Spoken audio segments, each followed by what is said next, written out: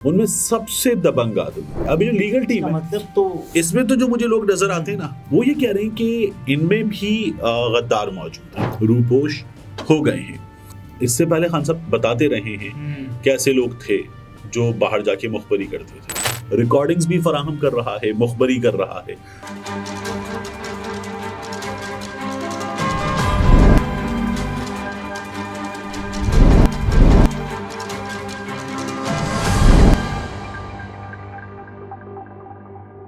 अस्सलाम वालेकुम, मैं हूं अब्दुल सत्तार। आप अलग न्यूज़ देख रहे हैं। तारिक मतीन हमारे साथ हैं। इमरान खान की टीम में गद्दार कौन है? किस वकील की जान खतरे में और वो अंडरग्राउंड चले गए? मुखालिफ को राज बेचने या खबर देने वाला काम कौन कर रहा है? इस पर बात करते हैं, लेकिन उससे पहले आपके कमेंट शामिल करते हैं। अब हमें ARY की मजबूरी का पता चला। ये लिखते हैं मुना चौधरी के अब हमें ARY की मजबूरी का पता चला। सलमान इकबाल पर भी इसी तरह का प्रेशर होगा, इसीलिए उन्होंने 2 कदम पीछे लिए। लेकिन अब भी अगर ARY को सुनो तो बाकी चैनल से बेहतर खबर देता है। कम बुरा क्या नहीं जी। मुना साहिबा अस्सलाम वालेकुम, बहुत शुक्रिया। हाँ, चैनल्स मजबूर हैं अच्छे खासे, मीडिया अच्छा खासा मजबूर है, मीडिया अच्छा खासा मैनेज्ड है।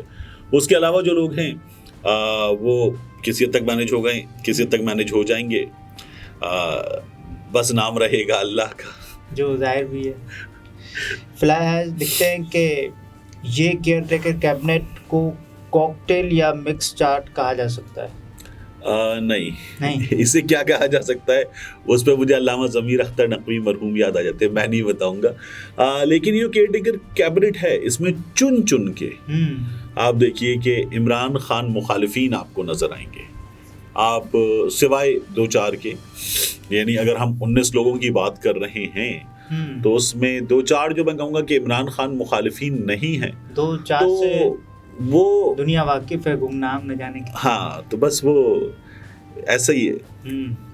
मतीन साहब ये लिखते हैं, बशीर अहमद साहब के मतीन साहब, ये जो पुलिस वाले मोटरसाइकिल उठाकर थाने ले जाते हैं, जब इनसे मोटरसाइकिल वापस लेने जाओ तो ये 1 पैसे चालान के लेते हैं और उतने ही पैसे थाना इंचार्ज के लिए लेते हैं। अक्सर पार्किंग की जगह से भी उठा कर ले जाते हैं और फिर पैसे मांगते हैं। ठीक, बशीर भाई अस्सलाम वालेकुम। हमारी टीम के एक मेंबर की बाइक हमारे दफ्तर के बाहर से उज़ैर राजपूत की चोरी हो गई है, ठीक है, और फिर उसके बाद हमने बड़ी जिद्दोजहद की है, तो पुलिस वाले जो है वो ऐसी चीज़ें भी नहीं ढूंढते। हाँ, नो पार्किंग की बाइक जो है वो काबी निगाहें होती हैं उनकी, और ये जो आपकी शिकायतें दुरुस्त है, और पुलिस इससे ज़्यादा काम इस पे करती है कि पुलिस को पता है कि कौन सी नहीं उठानी। तो आप सदर में, बाकी मार्केट्स में, सदर एक मिसाल है, जहाँ जहाँ चले जाएं, जो नहीं उठानी वो नो पार्किंग से नहीं उठानी, वो पता है। बाकी उसके बाद जो है वो अपना माल है, अपना माल है। गद्दार कौन है? वक्त आने पर बताऊंगा, अंडरग्राउंड जा रहा हूँ। शेर अफजल खान मरवत, इमरान खान के वकुला में जो मीडिया पर आकर बात करने वाले लोग हैं, प्रेस कॉन्फ्रेंस करने वाले लोग हैं, उनमें सबसे दबंग आदमी शेर अफजल मरवत है। टिका के मौके। अच्छा, ख्वाजा हारिस साहब का ये तरीका ही नहीं है, वो पहले भी नहीं करते थे, अभी नहीं करते कि वो मीडिया पे आए, ना वो टेलीविजन प्रोग्राम्स में हमें नजर आते हैं, ना वो मीडिया इंटरेक्शन करते हैं।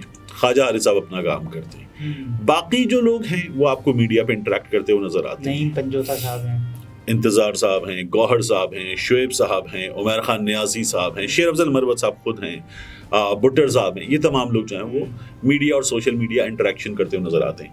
अब जो ट्वीट है शेर अफजल खान मरवत साहब का, उस ट्वीट में उन्होंने जो चीज़ें बताई हैं, उन्होंने कहा कि 2 जगह ट्रेटर्स मौजूद हैं, एक भी नहीं।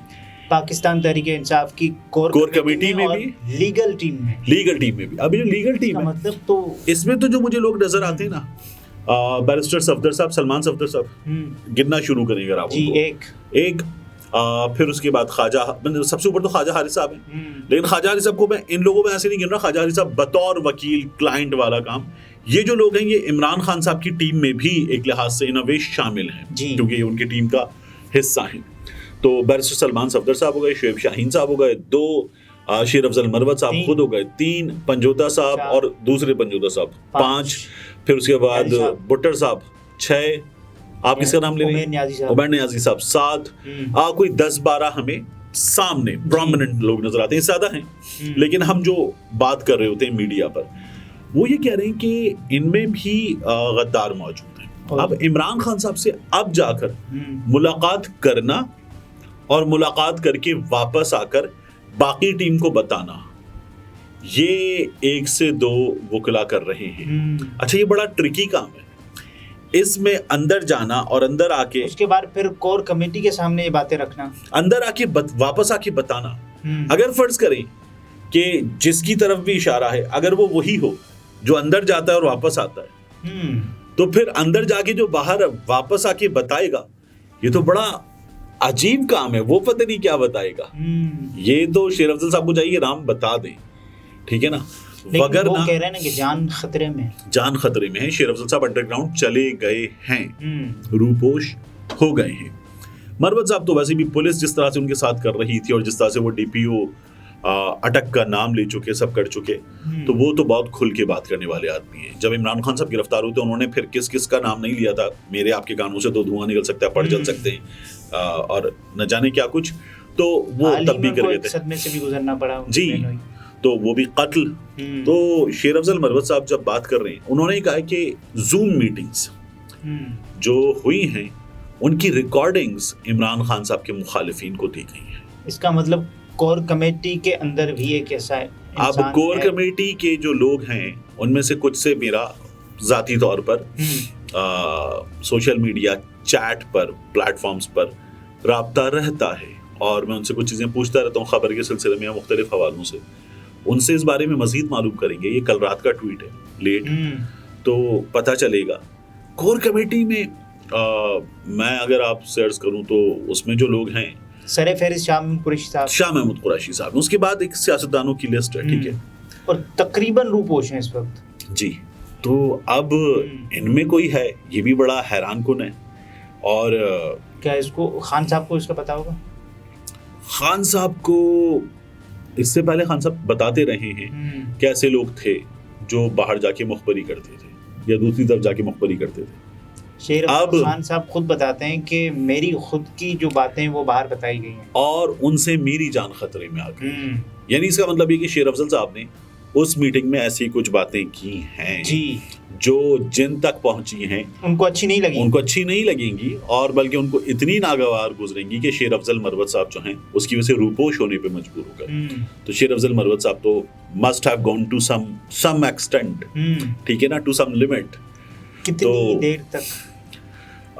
वो ये कह रहे हैं कि मैं नाम जल्द बता दूंगा। अब ये जल्द कब होता है देखने की चीज है, लेकिन मुझे इसमें सबसे ज्यादा जो है ना अजीब ये लगता है कि इमरान खान साहब तक 1 से 2 वकला जाते हैं और वो 2 वकला जाकर वापस, बल्कि 2 भी नहीं, 1 ही जाता है।